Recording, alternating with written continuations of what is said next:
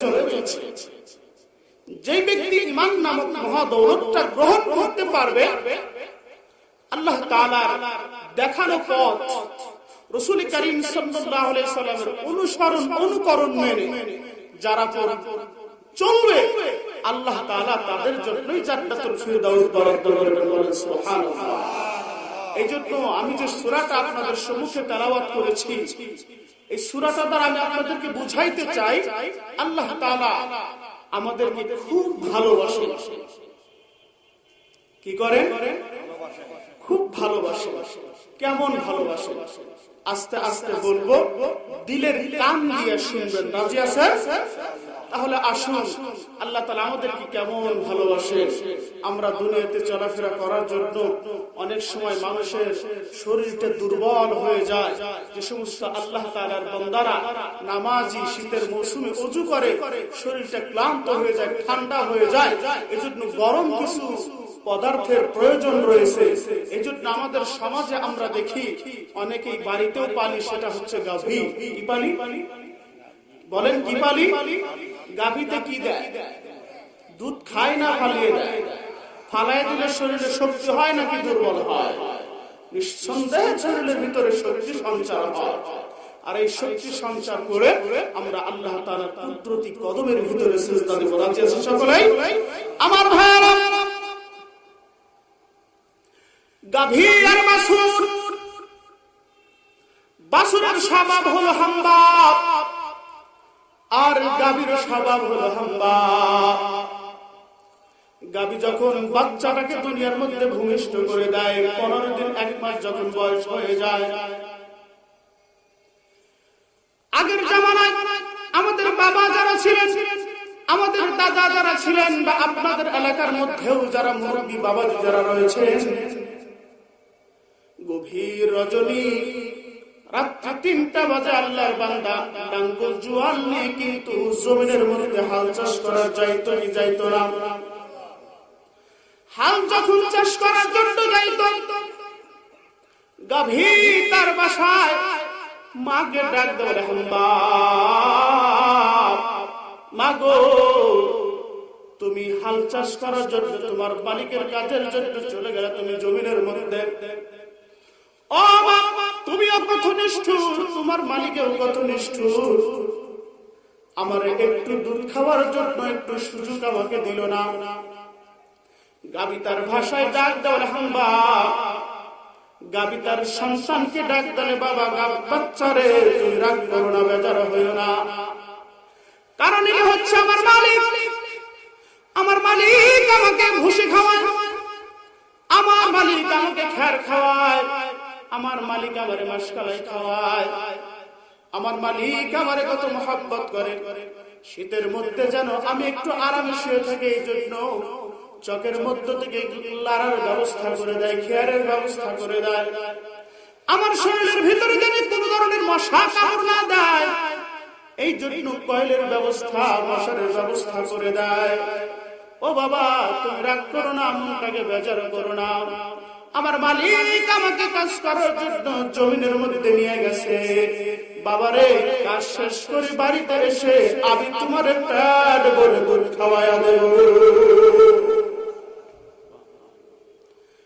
বাছুর মনের ভিতরে সান্ত্বনা দেয়, হ্যাঁ, আমার মালিক কাজ করার জন্য যখন জমিনের মধ্যে নিয়ে গেছে, আমার আপত্তি করার কিছু নাই। ভাইরা আমার, আমি যদিও আপনাদের পরিচিত একজন মানুষ, মনটাকে নরম করে দিবেন। রব্বুল আলামিন আমাদেরকে কত মুহাব্বত করেন আর কত ভালোবাসেন একটু বুঝেন। যখন রাত্রি শেষ হয়ে যায়, সকাল 6টা 7টা বেজে যায়, আল্লাহর বান্দা হাল শেষ করে বাড়ির মধ্যে চলে আসে। ঘরওয়ালিকে ডাকতে বলে, ও মুখের মা, আমি তো বাড়ির মধ্যে এসে গেছি, কিছুক্ষণ পরে দহন করে দিবা, বাজারের মধ্যে নিয়ে যাব, বাজারে দুধ দিয়ে বিক্রি করে গরুর জন্য ভুসি আনতে হবে, আবার বাজার করতে হবে, শাক কিনতে হবে, মাছ কিনতে হবে, বিভিন্ন ধরনের বাজার করতে হবে। এরকম বলে কি বলে না? আল্লাহর বান্দা যখন এর মধ্যে আসে, গাভীর বাচ্চা বলে হাম্বা, মা এখন কিন্তু তুমি আমারে ধোঁকা দিতে পারবা না রে মা, তোমার উলানের দুধ আমাকে পেট ভরে খাওয়াইবা মা, এই জন্য আমি তোমার কাছে উপস্থিত হয়ে গেলাম। গাভীর বাছুরের গলার ভিতরে রশি, যখন বাছুরটাকে গাভীর উলানের মধ্যে লাগাইয়া দেয়, কিছু মুহূর্ত যখন গাভীর বাচ্চা গাভীর উলানের মধ্যে যখন উলানের মধ্যে চুষণ দেয় আর মাথা দিয়ে গোতা দেয়, 2-1 মিনিট খাবারের পরে গাভীর বাছুরের 2 সাইডে ফেনা বের হয় কি হয় না। মালিক বুঝতে পারে গাভী তার দুধগুলো উনারের মধ্যে ছেড়ে দিয়েছে। এমন সময় মালিক গাভীর বাছুরটাকে টান দিয়ে অন্যত্র নিয়ে বেঁধে দেয়, আর মালিক সুন্দর করে দুধগুলো দহন করে বালতির মধ্যে ভরে।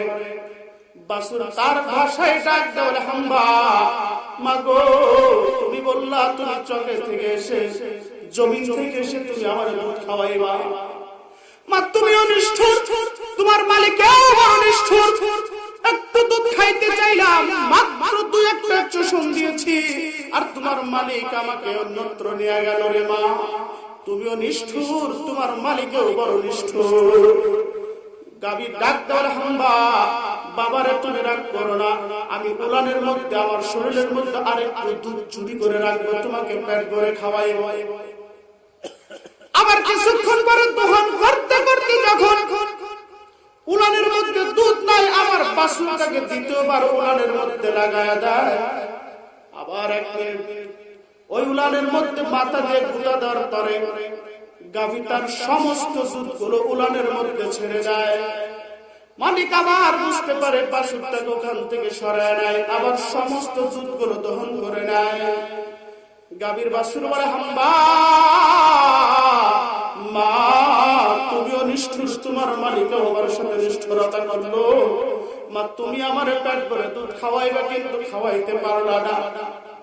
গাভী ডাক দেয়, হাম্বা বাবারে রাগ করো না, বেজার হইও না বাবারে। আবার যখন হালবে 10টার দিকে বাড়িতে চলে আসলো, বাবা তখন তোমারে আমি পেট ভরে দুধ খাওয়াইব। আল্লাহর বান্দা 10টা 11টার সময় যখন সম্পূর্ণ হালের কাজ শেষ করে বাড়ির মধ্যে আসে, কিছু সময় গাভীর বাছুর গাভীর উলানের মধ্যে দুধ খায়, পরিপূর্ণ দুধ শেষ, গাভীর বাছুর খাইতে পারে না, কারণ উলানের মধ্যে দুধ নাই। আমার ভাইয়েরা বুঝেন, আল্লাহ তাআলা আমাদেরকে কত মহব্বত করেন আর ভালোবাসেন। এজন্যই আমি আপনাদের সম্মুখে সূরা 3 তেলাওয়াত করেছি। একটা নয়, দুইটা নয়, 7টা তাকিদ দিয়ে আমার আল্লাহ বলেন, আমি মানুষদেরকে বড় সুন্দর করে বানাইছি। বলুন তো এই মাহফিলের আয়োজন সুন্দর করে বানানো হয়েছে, সুন্দর প্যান্ডেলের ব্যবস্থাপনা মাহফিল করার জন্য নাকি মাহফিল ভাঙার জন্য? জোরে বলেন, কি করার জন্য?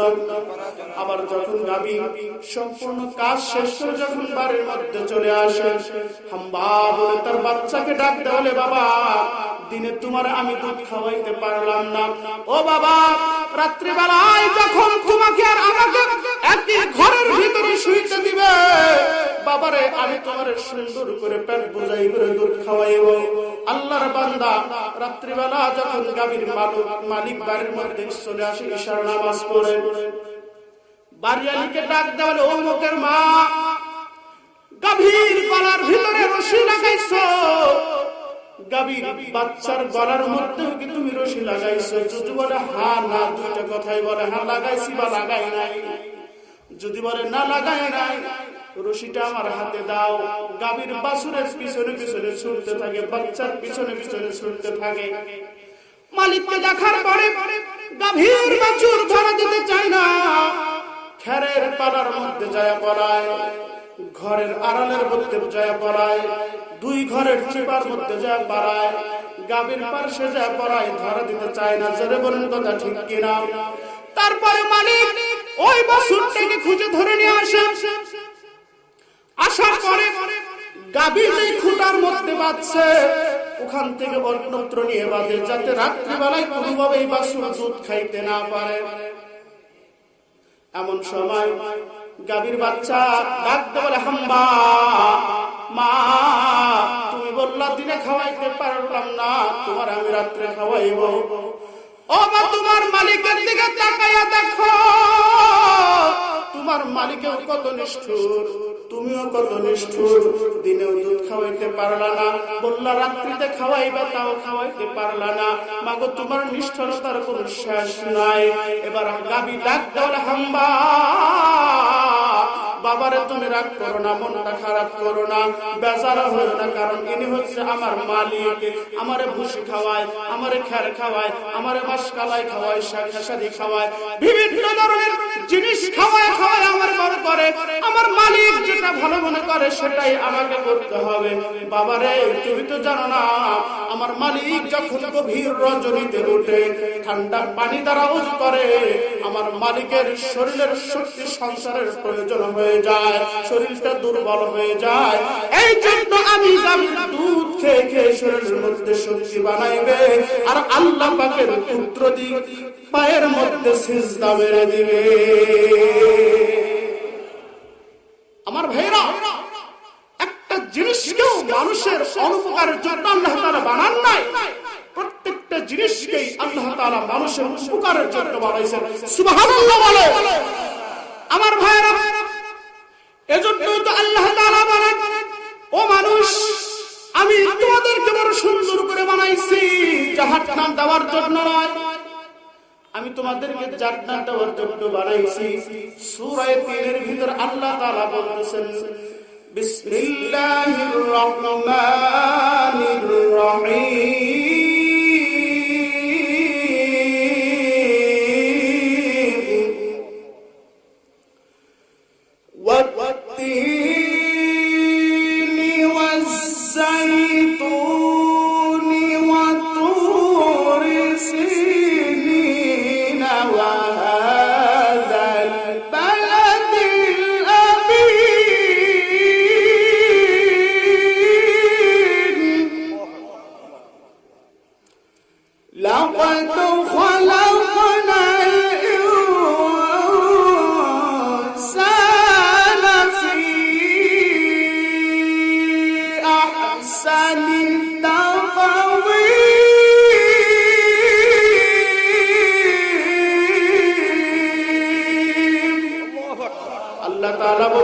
ও মানুষ, প্রথমে চারটে কসম,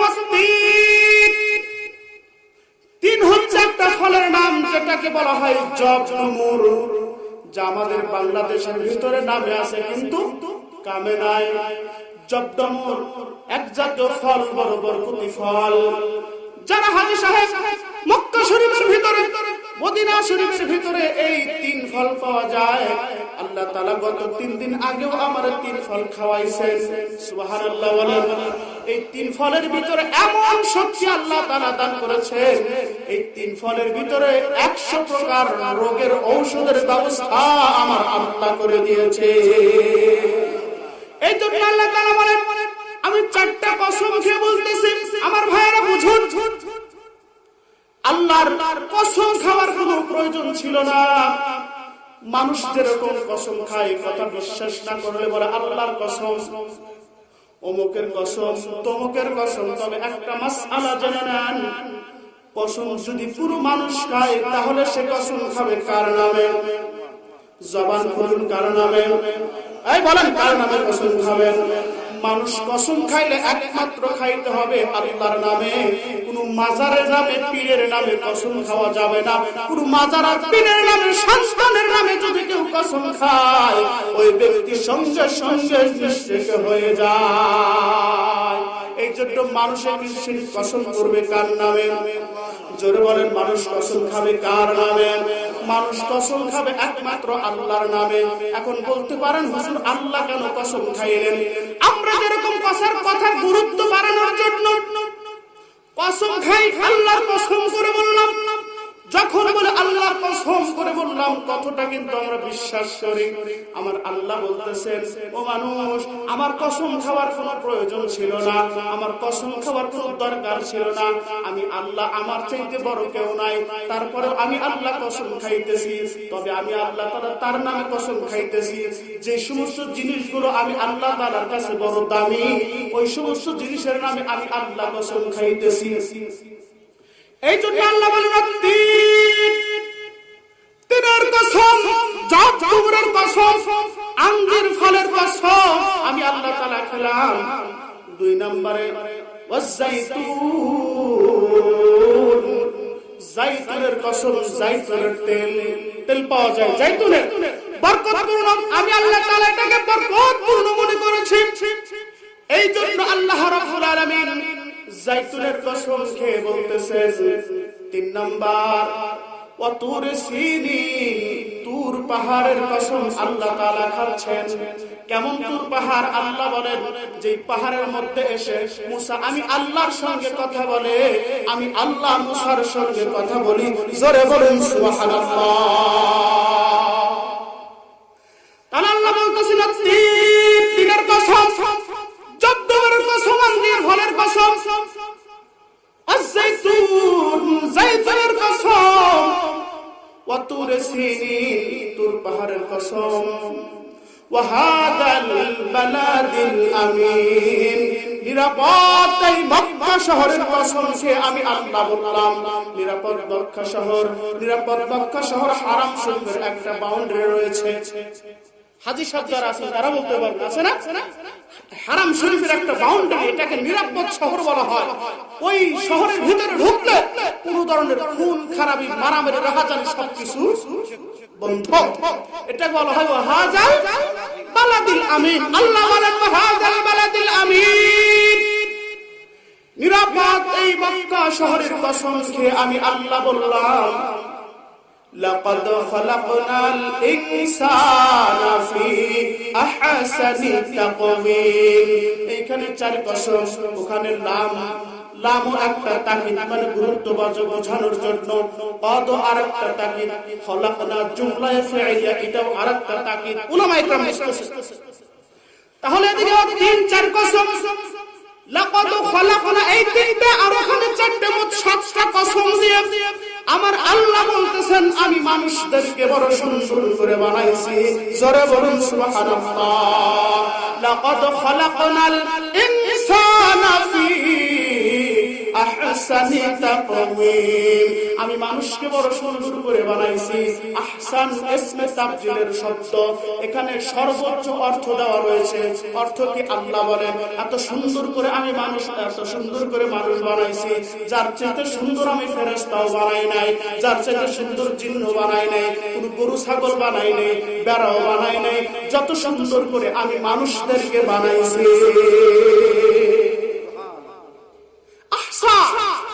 কোন জিনও বানান নাই, কোন ফেরেশতাকেও বানান নাই, মানুষদেরকে আল্লাহ যত সুন্দর করে বানাইছেন। জোরে বলেন সুবহানাল্লাহ। তাহলে মানুষের চাইতে সুন্দর কি আর কেউ আছে? কথা বলুন, আছে? বলতে পারেন না হুজুর, ঘোড়া দেখতে অনেক সুন্দর, সাদা কালোর ভিতরে ঘোড়া। না হুজুর, রাম ছাগল দেখতে অনেক সুন্দর। রাম ছাগল কি ছাগল? হিন্দুদের একটা দেবদেবীর নাম রাম। ছাগল, ছাগল কয় রাম ছাগল দেখতে অনেক সুন্দর। কয় কেমন সুন্দর? আমি যখন মসজিদে যাই, পিছে পিছনে হেঁটে যায়, সিঁড়ির মধ্যে বসে থাকে, বাড়িতে আসার পরে একসাথে খাবার খায়, একই বিছানার মধ্যে শুয়ে থাকে, প্রস্রাব করে না। তাই বলে কি রাম ছাগলের সাথে কেউ মেয়ে বিয়ে দিবেন? না, এর মানে হলো আল্লাহ রাব্বুল আলামিন আমাদেরকে এত সুন্দর করে বানাইছে, এত সুন্দর করে কোন জিনিসকে আল্লাহ তাআলা বানান নাই। এই জন্য বলুন, আপনারা বেজার নাকি খুশি? আহসান ইসমে তাফজিলের শব্দ, যার ভিতরে সর্বোচ্চ অর্থ রয়েছে। এখন বলতে পারেন আমার ভাইয়েরা, আল্লাহ তাআলা যে আমাদেরকে সুন্দর করে বানাইছেন, ছোট্ট একটা উদাহরণ কি আপনাদের সম্মুখে তুলে ধরব। আপনারা একজন পয়গম্বরের নাম শুনেছেন, হযরত নূহ আলাইহিস সালাতু ওয়াস সালাম। মানুষদেরকে যে আল্লাহ সুন্দর করে বানাইছে একটা ঘটনা তুলে ধরবো, বলবো? কি বলেন পিছনের ভাইরা, বলবো? এ ভাই বলবো? আমার ভাইরা, পয়গম্বর নূহ আলাইহিস সালাতু ওয়াস সালাম একদিন নাই, দুই দিন নয়, 950 বছর মানুষদেরকে কালিমার দাওয়াত দিয়েছেন। কয়দিন জোরে বলেন? 950 বছর যখন কালিমার দাওয়াত দিয়েছে, মাত্র 40 জন মানুষ বা 40 জোড়া, কয়জন বললাম? 40 জন বা 40 জোড়া মানুষ কালিমা পড়ে মুসলমান।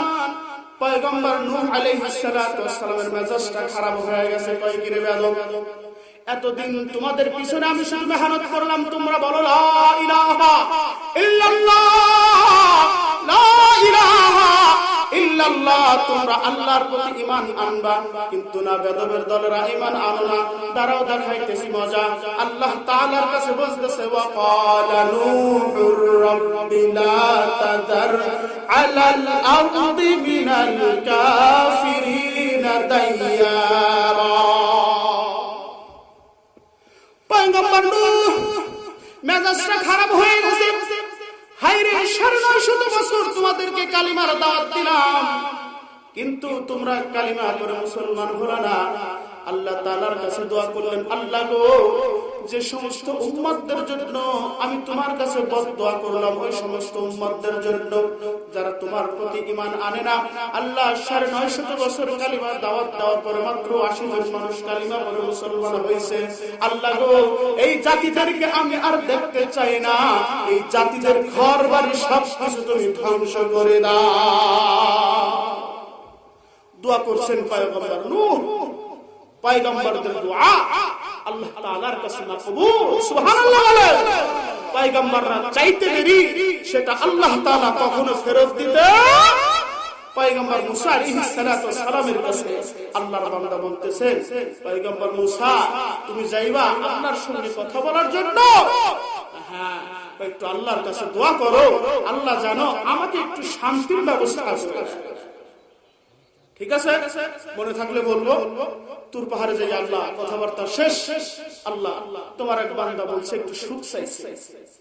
মুসা যাও, তার সুখ দিয়ে দিলাম। সুবহানাল্লাহ বলেন। আল্লাহর বান্দা সুখ চাইছে, সুখের ঘোষণাও তুমি দিয়েছো। যাই তোমার বান্দাকে একটু সুসংবাদটা দিয়ে আসে। আল্লাহর পয়গম্বর নূহ ওই বান্দার বাড়িতে যাইয়া দেখে বান্দা চিৎপাটাং হয়ে মৃত্যুবরণ করেছে।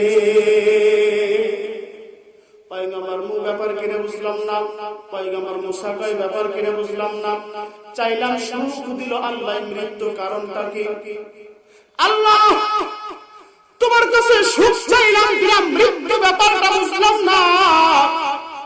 পয়গম্বর মুসাকে আল্লাহ বলে, মুসা, আমার পয়গম্বরের পবিত্র জবান দিয়ে সুখ চাইছো, দুনিয়ার সামান্য সুখ দিয়া আমি আমার পয়গম্বরের জবানটাকে ছোট করতে চাই না।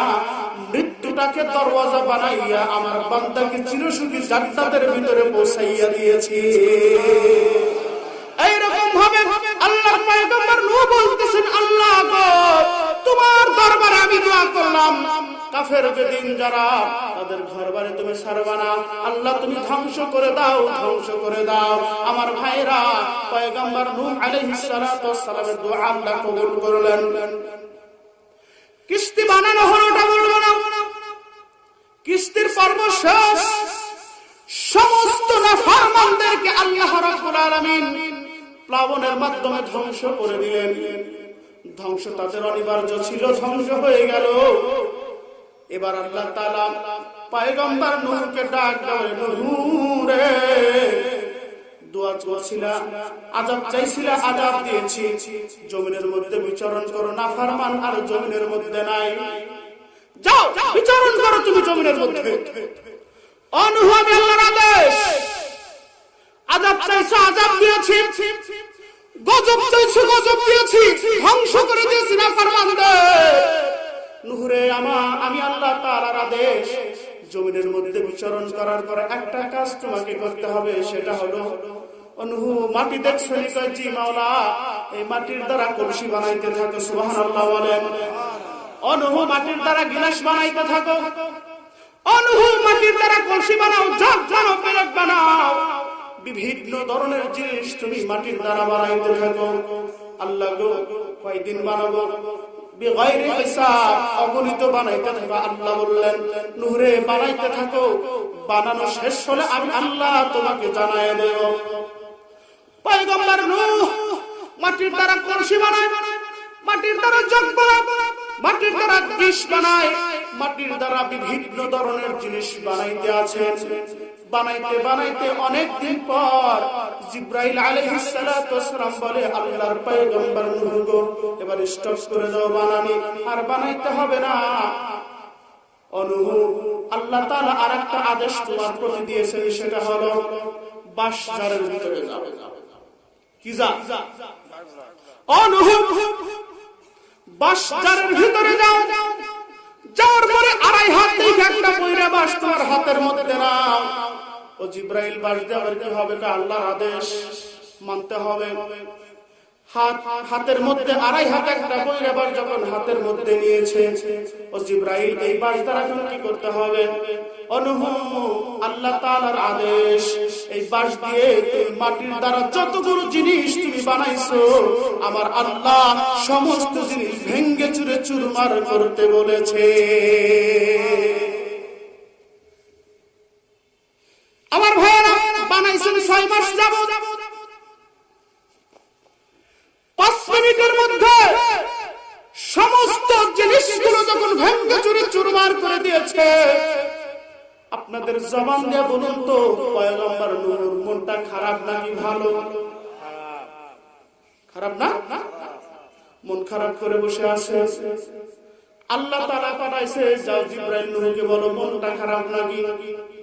অনুহ আমার আল্লাহ জানতে চাইছে, মাটির দ্বারা কলসি বানাইছো, মাটির দ্বারা তুমি জগ বানাইছো, অনুহ এই সমস্ত জিনিস ভাঙার পরে তোমার মনটা খারাপ নাকি? আল্লাহ বলেন অনুহ তোমার মনটা খারাপ নাকি? জি মাওলা। অনুহ আমি তোমার কাছে আরো কিছু প্রশ্ন রাখি। নূরে তুমি বলো, মাটির দ্বারা কলসি বানাইলা, এই মাটির কলসির ভিতরে চক্ষু দিয়েছিলা? না মাওলা, না চক্ষু দেয় নাই। অনুহ মাটির দ্বারা কলসি বানাইলা, কলসির মধ্যে হাত দিয়েছো? না মাওলা, হাতও দেয় নাই। অনুহ মাটির দ্বারা কলসি বানাইলা, পাও দিয়েছো? না না মাওলা, পাও দেয় নাই। অনুহ মাটির দ্বারা কলসি বানাইলা, কান দিয়েছো? না মাওলা, কান দেয় নাই। অনুহ মাটি বানাইলা, মাথা দিয়েছো? না মাওলা, না মাথা দেয় নাই। অনুহ মাটির দ্বারা কলসি বানাইলা, খাবারের জন্য মুখ দিয়েছো? না মাওলা, মুখ দেয় নাই। অনুহ মাটির জিনিসগুলো যখন তুমি ভাঙতেছিলা, ওই মাটির জিনিসগুলো কি তোমার থেকে দৌড়াইয়া পালাইতেছিল? না না মাওলা, পালাইতেও ছিল না। অনুহ মাটির দ্বারা কলসি বানাইলা, যখন তুমি ভাঙতেছিলা পাহাড়ের চূড়ায় উঠছিল? না মাওলা, পাহাড়ের চূড়ায় ওঠে নাই। হাত দেয় নেই, পাও দেয় নেই, কান দেয় নেই, চোখ দেয় নেই, কিছু দেয় নেই, অন্তর দেয় নেই, কিছুই দেয় নেই। দৌড়াইয়া পালাইতেও ছিল না, পাহাড়ের চূড়ায় উঠছিল না, গাছের আগায় উঠছিল না। অনুহ তুমি যখন মাটির জিনিস বানাইলা, তোমার থেকে পালাইতেও ছিল না, দৌড়াইতেও ছিল না, হাত দিল না, পাও দিল না। নূরে একটু তুমি ভালো করে জানো, তোমার দোয়ার কারণে আমার বান্দাদেরকে আমি ধ্বংস করে দিয়েছি। তুমি যখন আমার বান্দাদের জন্য দোয়া করো না, আকালা নূহুর রাব্বি লা তাদার আলাল আরদি মিনাল কাফিরিনা দাইয়ারা। অনু যখন তুমি আমার আল্লাহর কাছে, আমি আল্লাহর কাছে আমার বান্দাদের ধ্বংসের জন্য দোয়া করলা, অনু তোমার দোয়াকে কবুল করে আমি আমার বান্দাদেরকে ধ্বংস করে দিয়েছি। মাটির দ্বারা কলসি বানানোর পরে, ভাঙার পরে তোমার যদি খারাপ লাগে, আমার বান্দাদেরকে আমি বড় সুন্দর করে বানাইছি।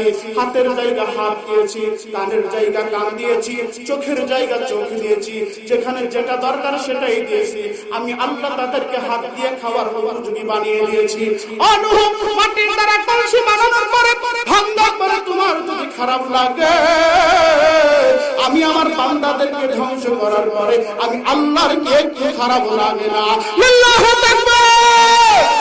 আমার ভাইরা, এই জন্য আল্লাহ রাব্বুল আলামিন বলতেছেন, ও দুনিয়ার মানুষেরা, আমি আল্লাহ তাআলা তোমাদেরকে বড় সুন্দর করে বানাইছি।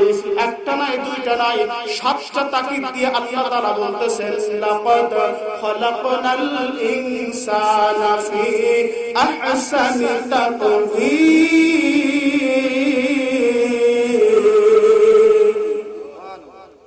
আপনারা বেজার না খুশি?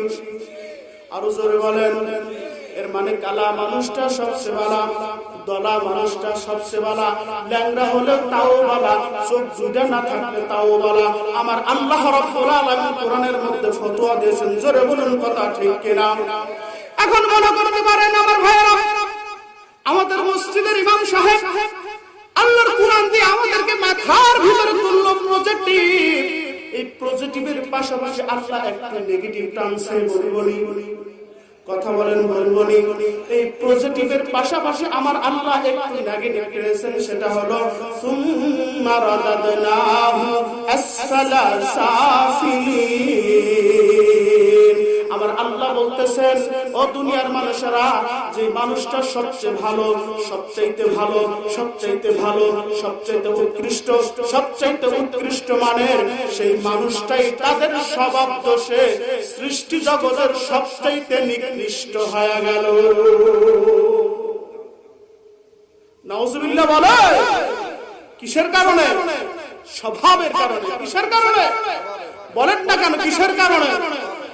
এতক্ষণ আল্লাহ কোরআন দিয়ে বুঝাইলো, বান্দারা তোমাদেরকে আমি সবচেয়ে সুন্দর করে বানাইছি।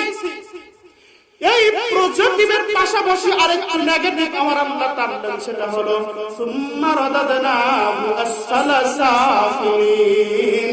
এই মানুষগুলোই তাদের স্বভাব দোষের কারণে সৃষ্টি জগতের সবচাইতে নিকৃষ্ট হয়ে গেল। নিকৃষ্ট কি আপনারা হতে চান? ভাইরা আমার, হতে চান? কিছু কি বলবো? রাগ করবেন? বেজার হবে? আপনাদের বিরুদ্ধে কিন্তু চলে যাবে, তাও বলবো। হ্যাঁ আমার ভাইরা, এক শ্রেণীর মানুষ আছে যারা কিয়ামতের ময়দানে শুকর এবং বানরের রূপ নিয়ে জাহান্নামের মধ্যে চলে যাবে। নাউজুবিল্লাহ বলেন। এক শ্রেণীর মানুষ রয়েছে যারা কুকুরের রূপ নিয়ে হাসরের ময়দানে উঠবে। এক শ্রেণীর মানুষ রয়েছে যারা শুকরের রূপ নিয়ে হাসরের ময়দানে উঠবে। এক শ্রেণীর মানুষ রয়েছে যারা বানরের রূপ নিয়ে হাসরের ময়দানে উঠবে। আপনারা কুকুর এবং বানর এবং শুকরের রূপ নিয়ে উঠতে চান? কেউ কি চান? কারা কারা চান? হাত দেখান। লিল্লাহু তাকবীর, লিল্লাহু তাকবীর। আল কোরআনের আলো, আল হাদিসের আলো, ওয়াজ মাহফিল যেখানে, মুমতাজ বেগম যেখানে, কালা আবুল যেখানে, দলা আবুল যেখানে, তাই যেমনি টুলি ভাড়া করে করে যান। হ্যাঁ, মুমতাজ বেগমের কাছে নাই টলি 6টা ভাড়া করে। ও কয় তুই বাড়ার না, স্বামী চল তোকে নিয়ে যাও। নাউজুবিল্লাহ বলেন। এখন কথা হলো আমার ভাইয়েরা, কোন সমস্ত মানুষ শুকরের রূপ নিয়ে যাবে, কারা কুকুরের রূপ নিয়ে যাবে, কারা বানরের রূপ নিয়ে যাবে বলবো। আমার ভাইয়েরা, নবী আরবি সাল্লাল্লাহু আলাইহি ওয়াসাল্লাম আগে বলেছে, আল্লাহ আমাদেরকে বড় সুন্দর করে বানাইছে। মনে আছে? মনে থাকবে, ওদের পয়েন্টটা মনে রাখবেন। নবী আরবি সাল্লাল্লাহু আলাইহি ওয়াসাল্লাম 18 জন সাহাবীদেরকে নিয়ে একটি পাহাড়ের ছায়ার মধ্যে বসে তাদেরকে নিয়ে তালিম দিচ্ছেন। 18 জন সাহাবী হযরতে আব্দুল্লাহ ইবনে ওমর রাদিয়াল্লাহু তাআলা আনহু থেকে হাদিস বর্ণিত। রাসূল আরবি সাল্লাল্লাহু আলাইহি ওয়াসাল্লামের 19 জন বডিগার্ড সাহাবী ছিল। কয়জন? 19 জন বডিগার্ড সাহাবীর মধ্যে হযরত আব্দুল্লাহ ইবনে ওমর একজন। তার থেকে হাদিসটা বর্ণিত। তিনি বলেন, রাসূল সাল্লাল্লাহু আলাইহি ওয়াসাল্লাম আমাদেরকে নিয়ে একটি পাহাড়ের ছায়ার মধ্যে বসে বিভিন্ন বিষয়ে আলোচনা করতেছেন। এমন সময় একজন লোক চলে আসলো, লা ইয়ারিফু মিন্না আহাদুন, যাদেরকে আমরা কেউ চিনি না, কেউ চিনি না, কেউ চিনি না। এমন একজন লোক আমাদের কাছে চলে আসলো।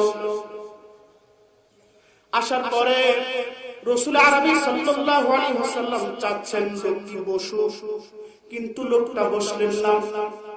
রাসূল সাল্লাল্লাহু আলাইহি ওয়াসাল্লাম এই কনিষ্ঠ আঙ্গুলটা ধরলেন, রাসূলের এই কনিষ্ঠ আঙ্গুলটা লোকটা ধরলেন, টান দিলেন, মানে উঠাইতে চাইলেন, বুঝাইলেন উঠো।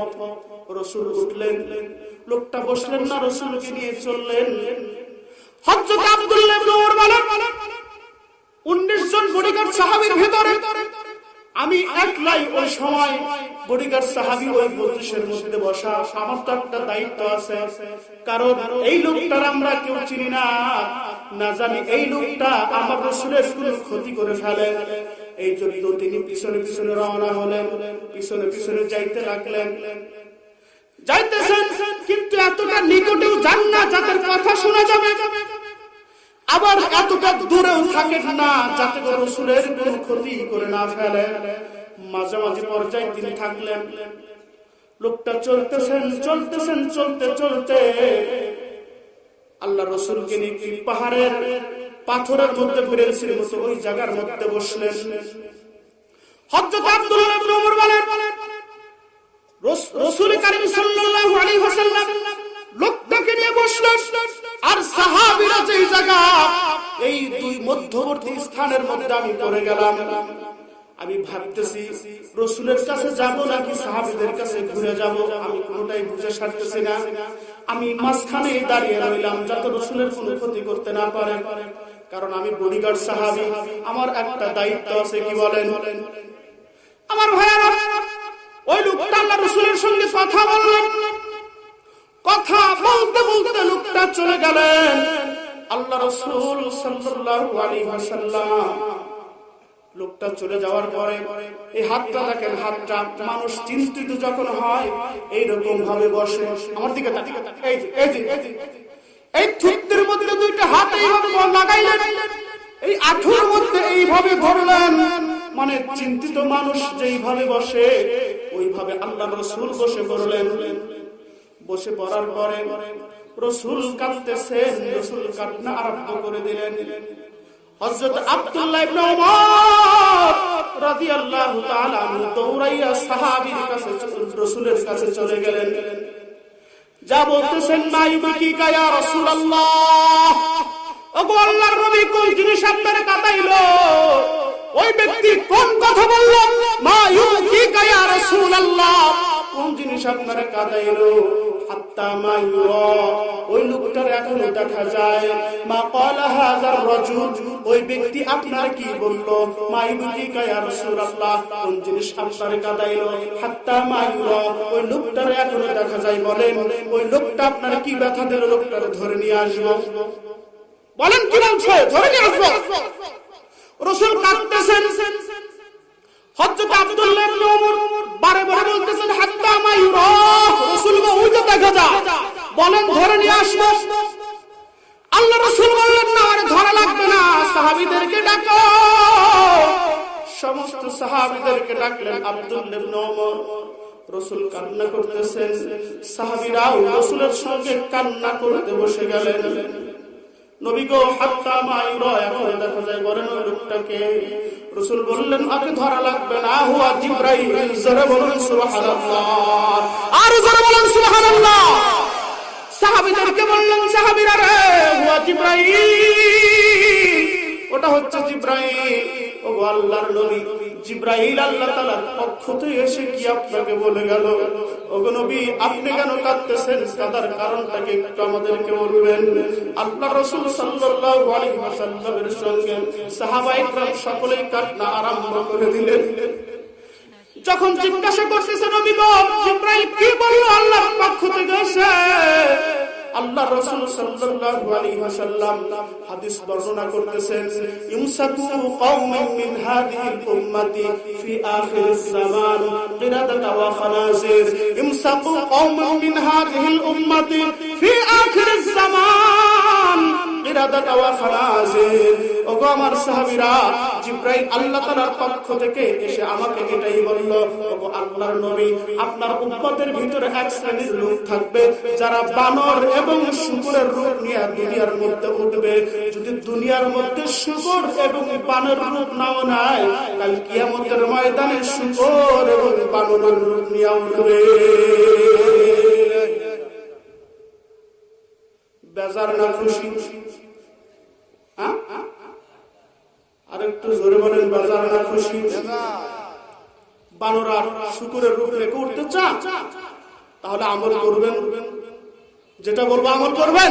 আমার ভাইয়েরা বললেন, হুয়া জিবরাইল ইমসাকু কওমিন মিন হাযিহিল উম্মতি ফি আখিরিজ জামানি কিরাদাতা ওয়া খানাজির। ওগো সাহাবীরা, জিবরাইল আল্লাহ তাআলার পক্ষ থেকে এসে এটাই বললেন, কিয়ামতের ময়দানে আপনার আখিরি জামানার উম্মতের ভিতরে এক শ্রেণীর উম্মত শূকর এবং বানরের রূপ নিয়ে দুনিয়াতেই উঠবে। তা যদি নাও ওঠে, কাল কিয়ামতের ময়দানে ওই সমস্ত বান্দারা শূকর এবং বানরের রূপ নিয়ে জাহান্নামে যাবে। সাহাবীরা বললেন, আশহাদু আল্লা ইলাহা ইল্লাল্লাহ। ওগো আল্লাহর নবী, ওই সমস্ত উম্মতরা কি কালিমা পড়ে মুসলমান হবে? রাসূল বললেন, বালা, হ্যাঁ, তারা কালিমা পড়ে মুসলমান হবে। ইয়াউজুন ওয়া ইউসাল্লুন ওয়া ইয়াসুমুন।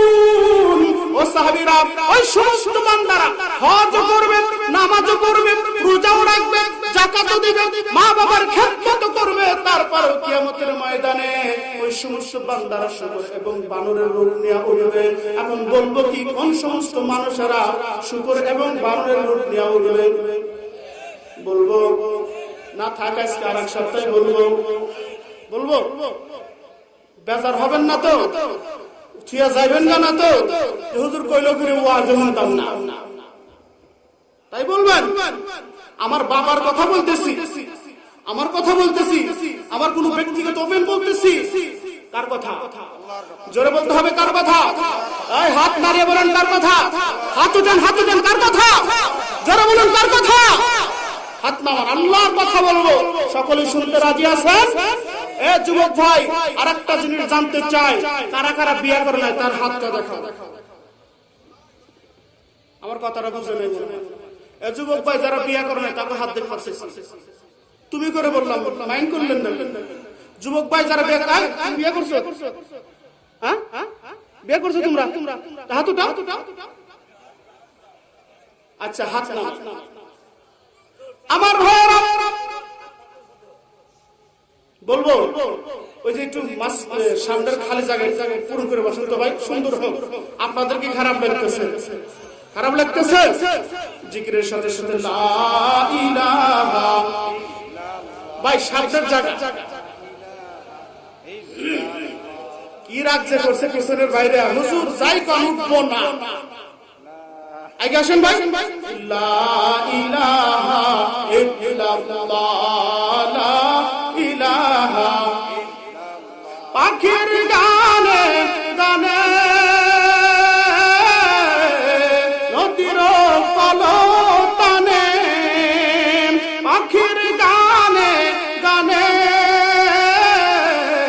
নদীর কলতানে, ওই নামেরই গান শোনা যায়, ওই নামেরই গান শোনা যায়। তারা বলে শুধু ইল্লাল্লাহ, লা ইলাহা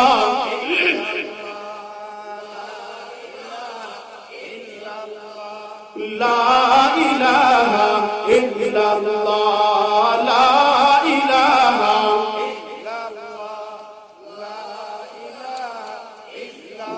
হবে এ দেশ ছেড়ে,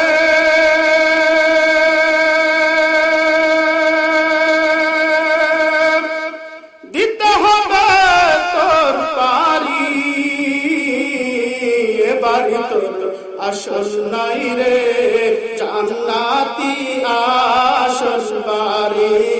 লা ইলাহা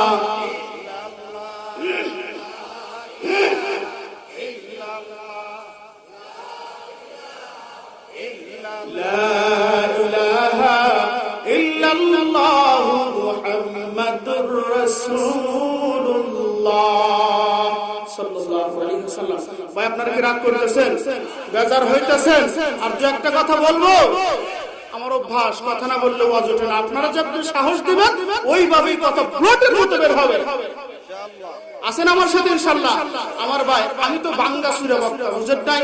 আমার পরে যিনি আসতেছে আন্তর্জাতিক খ্যাতি সম্পন্ন, আপনাদেরকে প্রাণ খুলে ওয়াজ শোনাবেন। শুনতে রাজি আছেন? শেষ পর্যন্ত থাকবেন ইনশাআল্লাহ। আরে ভাই, ঘুম তো আগামী কালকে পারতে পারবেন, আজকে কি এই রজনীটা গেলে পাবেন? পাবেন না। এই জন্য আমার ভাইরা আমি বলতেছিলাম, এক শ্রেণীর মানুষ তারা দুনিয়াতে অথবা কিয়ামতের ময়দানে কি রূপ নিয়ে উঠবে বলেন না? শুকর এবং বানর। আর কোন লোকগুলো বলবো? আমার ভাইরা, রাসূল হাদিস বর্ণনা করতেছেন, ইমসাকু কওমিন মিন হাযিহিল উম্মতি ফি আখিরিজ জামান কিরাদাতা ওয়া খানাজির। সাহাবীরে, আমার উম্মতের ভিতরে সর্বশেষ উম্মত যারা হবে তারা শুকর এবং বানরের রূপ নিয়ে উঠবে হাসরের ময়দানে। ওরা কারা? ওরা কারা? ওরা কারা? যারা ধর্মীয় অনুষ্ঠানের মধ্যে বাদ্যযন্ত্র বাজাবে। নাউজুবিল্লাহ কয় না? যারা কিসের অনুষ্ঠানের ভিতরে? আর একটু আসতে ধর্মীয় অনুষ্ঠান। বলুন তো, মুসলমানের বিয়া ধর্মীয় নাকি হিন্দু? মুসলমানের খাতনা মুসলমানি ধর্মীয় নাকি অধর্মীয়? বিয়া শাদী ধর্মীয় নাকি অধর্মীয়? কোন নাকি আকিকা ধর্মীয় নাকি অধর্মীয়? আমার ভাই, যদি মুসলমানের বিয়া যদি ধর্মীয় হয়, তাহলে কেন বড় বড় এক বাস ডানা কাটা চার দাঁতের বাছুর নিয়ে হলুদ শাড়ি পরে মাথার মধ্যে গাঁদা ফুল মুন্না মুন্না সারা এইভাবে যাও একটা যুবক ছেলের গায়ে হলুদ মাখাইতে? বলুন, এইটা মুসলমানের প্রথা নাকি হিন্দুর প্রথা? কি রাখছে আপনারা করতেছেন আমার মনে হয়। আমার ভাইরা, এইরকম মুসলমানের বিয়ের ভিতরে এক বাস করে গায়ে হলুদ দিতে তুমি কোথায় পাইলা? ও মুসলমানের বাচ্চা, তুমি 40 জন মেয়েদেরকে হলুদ কাপড় পরাইয়া 25 বছরের একটা পরিপূর্ণ এনার্জি যুবক, বিয়ের বয়স, টাটকা নর্তকী হর্তকী নর্তকী মেয়ে যদি ওই যুবকের গায়ে হাত দিয়া শরীরের মধ্যে হলুদ লাগায়া যায়, আপনাদের আদালতে বললাম, বাবা বলেন তো ওই ছেলের মন নষ্ট হবে কি হবে না? যদি না হয় ওর বিয়ে করা জায়েজ আছে? মনে হয় আপনারা খুব রাগ করতেছেন। যদি ওর ভিতরে এনার্জি না থাকে, একটা বড় পুরুষের গায়ে একটা টাকরা যুবতী যখন ওই শরীরের মধ্যে হাত দিয়ে হলুদ লাগায়, বলুন তো ছেলেটার মন নষ্ট হবে কি হবে না? আর ওই দিনকে যদি ওই ছেলে বিয়ে করে আর ওই নষ্ট মন নিয়ে যদি তার স্ত্রীর সাথে সহবাস করে, আর ওই সহবাসে যদি আল্লাহ তাআলা একটা সন্তান দেয়, ছেলে সন্তান, ওই সন্তান তো অন্তত আব্দুল কাদের জিলানী হবে, ইন্টারন্যাশনাল লুচ্চ হবে, লুচ্চ। মনে হয় কি রাখছে আপনারা করতেছেন। আবার বুড়া শয়তান কি কয় জানেন? আহা, আমি যাইতে পারলাম না রে গায়ে হলুদ দিতে, আমি দেখতে পারলাম না আমার বৌমারে কেমনে গোসল করা। আল্লাহ কয় যা, হাত টান করে যা, তাড়াতাড়ি যা। মসজিদে বসে তুই সুবহানাল্লাহ সুবহানাল্লাহ করা বাদ দিয়া তোর বৌমারে মানুষ গোসল করাইবো, যুবক ছেলেরা ক্যামেরাতে ছবি করবো, তুই দেখতে পারলি না বলে তুই হাত ছাড়িস, তুই হাত টান করে তাড়াতাড়ি দৌড়াই। নাউজুবিল্লাহ বলেন না কেন? আমি জানি আজকে থেকে আপনারা আমার সিনিয়র রাখবেন, এই হুজুর তো খুব কড়া হুজুর রে। আমার ভাইয়েরা, ধর্মীয় অনুষ্ঠানের ভিতরে যদি বাদ্যযন্ত্র বাজানো হয়, এখন কথা হলো হুজুর কোন মানুষগুলো শুকর হবে আর কোন মানুষগুলো বুড়ো হবে বলবো। আমার ভাইয়েরা, আবার একটু কষ্ট দিতে চাই যুবক ভাই যারা বিয়ে করেন, আবার একটু হাতটা দেখতে চাই। আমি বিয়ে করছি ভাই, আবার আমার মনে করেন ও ভাই হাত নামাও। এই যে বললাম গায়ে হলুদ দিবার নামে বাড়ির ভিতরে বড় বড় ড্যাক্স নাকি বক্সে, সরি বড় বড় বক্সে টাইনে তুমি গায়ে হলুদের গান গাও আর তুমি হিন্দি গান গুলো বাজাও। আমার ভাইয়েরা কয়েকদিন আগে বিয়ে পড়াইতে গেছি এক জায়গার নাম বলবো না। আমরা হুজুর মানুষ গান টান দেখলে এমনি একটু লজ্জা লাগে, বিয়ে অনুষ্ঠানে যাইতে আরো স্মরণ করে। পরামু বিয়ে, এই যে বিয়ে পড়ার আগে যে বক্স শুরু করলো বুঝছে, পরে বললাম ভাই হাতে ধরে পাই করি ভাই, আগে বক্সটা বন্ধ করেন, বিয়েটা আমি পড়াইনি তারপরে চাকরি। আমার ভাইয়ের এখন কথা বলো, কোন সমস্ত মানুষ কিয়ামতের ময়দানে শুকরের রূপ নিবে আর কোন সমস্ত মানুষ বানরের রূপ নিয়ে বলবো। ও যুবক ভাই, এই গায়ে হলুদ দিবা না, কারা কারা বিয়ে করার সময় হাতটা দেখাও। আয় দেখেন তো কারা কারা দিব না, আর হাতে টেনে কারা দেখেন। গায়ে হলুদ দিবেন না তো? আমি কিন্তু আপনাদেরই এলাকার ইমাম সাহেব, বুঝছেন? বাস দিয়ে বাইরে চামড়া চলে গেল। আচ্ছা হাত নামা। আমার ভাইরা, যে সমস্ত যুবক ভাইরা ধর্মীয় অনুষ্ঠানের ভিতরে বাদ্যযন্ত্র বাজাইবে, ওই সমস্ত মানুষগুলো কিয়ামতের ময়দানে বানরের রূপ নিয়ে উঠবে। আর যে সমস্ত বৃদ্ধ বাবাজিরা এই সমস্ত ধর্মীয় অনুষ্ঠানের ভিতরে গায়ে হলুদের ভিতরে তারপরে বক্সের ভিতরে সাহায্য সহযোগিতা করবে, যে সমস্ত বৃদ্ধ বাবাজিরা ওই সমস্ত মানুষ কিয়ামতের ময়দানে শুকরের রূপ নিয়ে উঠবে। আরেক শ্রেণীর মানুষ কুকুরের রূপ নিয়ে উঠবে। কোন শ্রেণীর মানুষ কুকুরের রূপ নিয়ে উঠবে? আমার ভাইরা হাদিস প্রমাণ করেছে, যাদের ভিতরে কুকুরের স্বভাব থাকবে কুকুরের রূপ নিয়ে উঠবে। কুকুরের কি স্বভাব? মনে করেন এই এলাকার ভিতরে একটা গরু মরা মরছে, একটা গরু মরছে, একটা মাত্র কুকুর খবর পাইছে।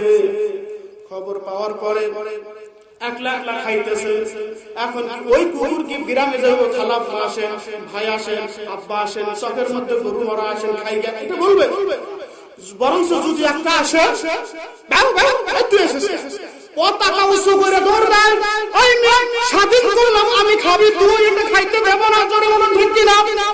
কুকুর বলে বেটা স্বাধীন করছি আমি, পতাকা নিয়ে তোর মারে, এই বেটা তোর আমি খাইতে দেবো না। একলা এক গরুকে একটা কুকুর কোনোদিন খাইতে পারবে? এর মানে হলো কুকুরের ভিতরে হিংসাটা একটু বেশি। যাদের ভিতরে হিংসা আর দুর্দালসা বেশি থাকবে, ওই সমস্ত মানুষগুলো কিয়ামতের ময়দানে কুকুরের রূপ নিয়ে উঠবে। আমার ভাইরা রে, আমি আপনাদের সম্মুখে বলতে চাই, পাশেই কবরস্থান, কাফা বিল মাইত ওয়া আইজাম, কবরস্থানই বড় ওয়াজ, আর কোনো ওয়াজের প্রয়োজন নাই। আমার ভাইরা, কবরে সকলকেই যাইতে হবে কি হবে না? পর্দার আড়ালের মা তারিক জামুল জবরদস্ত একজন আলেম দ্বীন, তার একটা বই রয়েছে, বইয়ের নাম কবরের আযাব। কি বললাম? বইটার নাম হচ্ছে কবরের আযাব। ওই কবরের আযাব বইয়ের ভিতরে একটা ঘটনা আছে, বলবো। মা গো, পর্দার আড়ালের মধ্যে যারা বসে আছো, আপনাদের কানটা খাড়া করে ঘটনাটা শুনে নেন। আমার বাবাজিরা যারা এখানে এসেছেন, আমাদের স্ত্রী ভাই বোন যারা, মা বোনেরা যারা আসে নাই, তাদেরকে যাইয়া আব্দুল খালেকের কথাটাই নকল করে শোনাইবেন। রাজি আছেন? ইমামে আবু বকর বিন আবি দুনিয়া রাহমাতুল্লাহি আলাইহি তিনি বলেন, আমি গিলগিট নামক একটা অঞ্চল দিয়ে হেঁটে যাচ্ছি। কি অঞ্চল? গিলগিট নামক অঞ্চল দিয়ে হেঁটে যাচ্ছি। পাশে আমার কবরস্থান পড়ে গেল। কবরস্থানের ভিতর থেকে আওয়াজ আসছে, বাঁচাও বাঁচাও, আমি কবরের ভিতরে জিন্দা, আমাকে তোমরা বাঁচাও। বই থেকে বললাম ঘটনাটা। বইটার নাম কি? কথা বলেন। আর বলতে পারেন হুজুর বললেন এটা রেফারেন্স কি? আমি দেখাই দিন, ভাই বইটার ভিতরে আছে। কবর থেকে আওয়াজ আসছে, বাঁচাও বাঁচাও, আমি কবরের ভিতরে জিন্দা। আল্লাহর বান্দা ইমাম আবু বকর বিন আবি দুনিয়া বলতেছেন, মনে হয় ভুল শুনছি, আর একটু সামনের দিকে যা। না, কবর থেকে আওয়াজ আসছে, বাঁচাও বাঁচাও বাঁচাও। গ্রামের লোকদেরকে ডাকলেন, ভাই আসুন তো, কবর থেকে আওয়াজ আসছে, আমাকে বাঁচাও, আমি কবরের ভিতরে জিন্দা। গ্রামের মানুষ যাওয়ার পরে সকলে শিওর হলেন, হ্যাঁ কবরের ভিতর থেকে আওয়াজটা আসতেছে। চলে গেলেন ইমাম সাহেবের কাছে, হুজুর আমরা কবরের ভিতরে এই আওয়াজটা শুনেছি, কবরটা কি খোলা যাবে? খুঁড়ে কি মানুষটাকে বের করা যাবে? ইমাম সাহেব বললেন, হ্যাঁ যদি তোমরা সত্যি সত্যি শ্রবণ করে থাকো, শুনে থাকো, কবরটা খোলা যাবে, তাকে বের করে নিয়ে আসো। চলে গেলেন, সাহসী কিছু লোক কবরটাকে খুঁড়লেন। খোঁড়ার পরে তক্তা সরাইলেন, তক্তা সরানোর পরে দেখেন একটা মহিলা মাথাটা নিচের দিকে দিয়ে উলঙ্গ হয়ে কবরের মধ্যে বসা। যখন তক্তা সরানো হলো, মহিলা বলতেছে, আমাকে একটা কাপড় দাও, আমার লজ্জাস্থান আমি হেফাজত করব, আমার অঙ্গ প্রত্যঙ্গ গুলো ঢেকে ফেলবো। একটা চাদর মহিলাকে দেওয়া হলো, মহিলাটা চাদরটা নিয়ে এবার তার সমস্ত অঙ্গ প্রত্যঙ্গ, চেহারা, মাথা সহ ঢেকে ফেললেন। কবর থেকে উঠে একটা দৌড় দিলেন, দৌড় দিয়ে তার বাড়ির মধ্যে চলে গেলেন। বাড়ির মধ্যে যাওয়ার পর আল্লাহর বান্দী ঘরের দরওয়াজা বন্ধ করে দিলেন। ঘরের দরওয়াজা বন্ধ করে দেওয়ার পরে লোকজন তার পিছনে পিছনে ছুটছে, তাকে ঘরের দরওয়াজা বন্ধ। দেখতেছে, আপা দরজাটা খুলো। কয় না, খোলা যাবে না। কয় কেন? কয় খুলতে পারবো না। কয় কেন? কয় আমাকে দেখে তোমরা সহ্য করতে পারবে না। ও আমার ভাই, মনটা নরম করে দেয়। আমার মা বোনদেরকে যদি আমরা জান্নাতের মেহমান খানায় পৌঁছাইয়া দিতে চাই, আজকের ঘটনার থেকে আমাকে আপনাকে শিক্ষা গ্রহণ করতে হবে।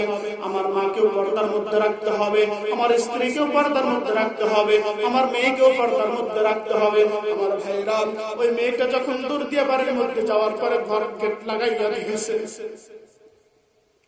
বলতেছে আমাকে দেখে তোমরা সহ্য করতে পারবে না।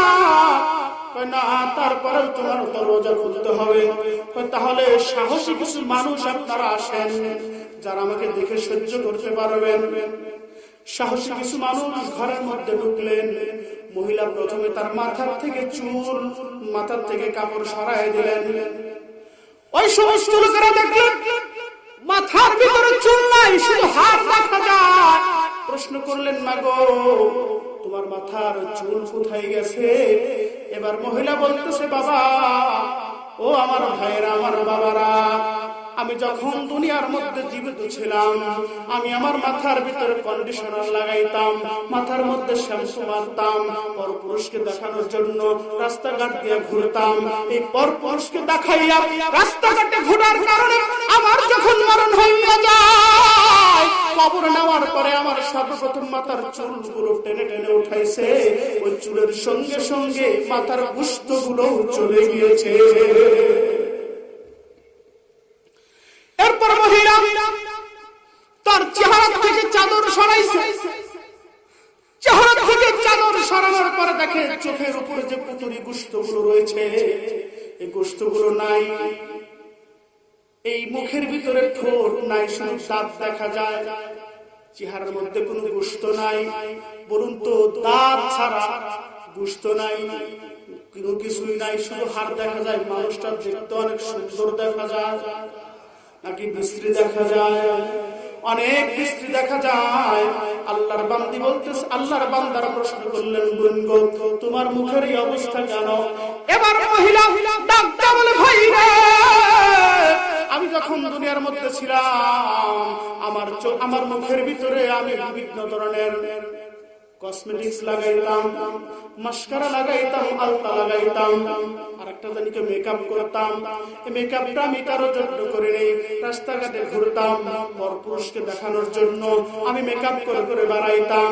এই জন্য আল্লাহ রাব্বুল আলামিন আমার মুখের গোশতগুলো তিনি আগুন দ্বারা পুড়িয়ে দিয়েছেন। আমার ঠোঁটের ভিতরে লিপস্টিক লাগাইতাম, আব্বার জায়গায় ড্যাডি ড্যাডি বলে ডাকতাম। আমি যখন কবর মধ্যে চলে গেলাম, কবর মধ্যে যাওয়ার পরে আগুনের কেসি দ্বারা আমার ঠোঁট দুটো কেটে দেওয়া হয়েছে। বোন গো, তোমার হাতের মধ্যে কেন কোনো নখ দেখা যায় না? এবার মহিলা বলতেছে, বাইরা আমার, আমি যখন দুনিয়ার মধ্যে জীবিত ছিলাম, আমার নখের ভিতরে আমি নীল পালিশ লাগাইতাম, পরপুরুষকে দেখাইতাম। নীল পালিশ দেওয়ার পরে বাবাজি ওযু চলে না, আর নখের ভিতরে পানি যায় না। ওই নীল পালিশ লাগাইয়া পরপুরুষের সামনে দিয়ে দিয়ে ঘুরতাম। এই জন্য কিয়ামত আমি মারা যাওয়ার পরে, কবর স্থানে যাওয়ার পরে আমার নখগুলো একটা একটা করে টেনে টেনে উঠাইছে।